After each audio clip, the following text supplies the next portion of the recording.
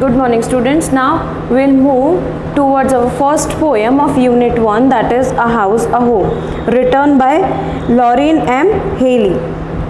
In this poem, poet is describing the difference between a house and a home. We'll think, what is difference in house and home? It is same thing. House where we live, home also where we live. So what is the difference between the both? So let's read the poem and find out. What is a house? It's brick and stone and wood that's hard, some window glass and perhaps a yard. It's eaves and chimneys and tile floors and stucco and roof and lot of doors.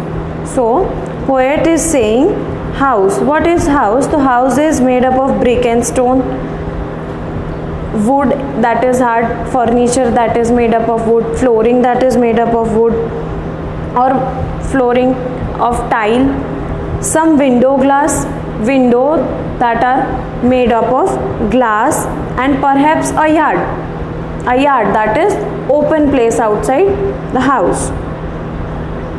It's and chimneys.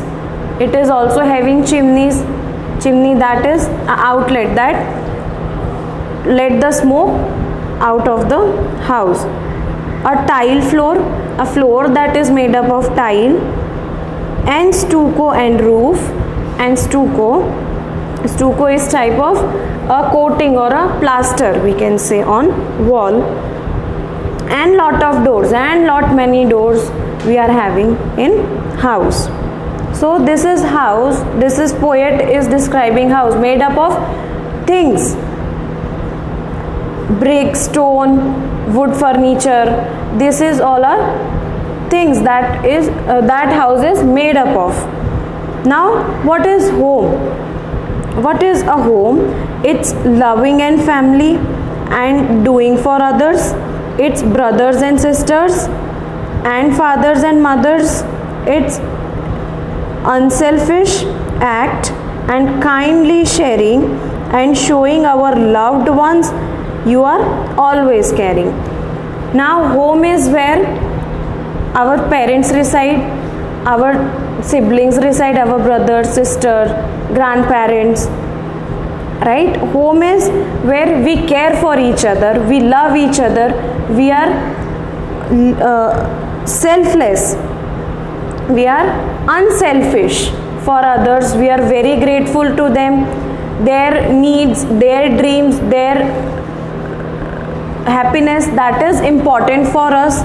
We care for each other, we show that we are always caring for them, we are always there to help them.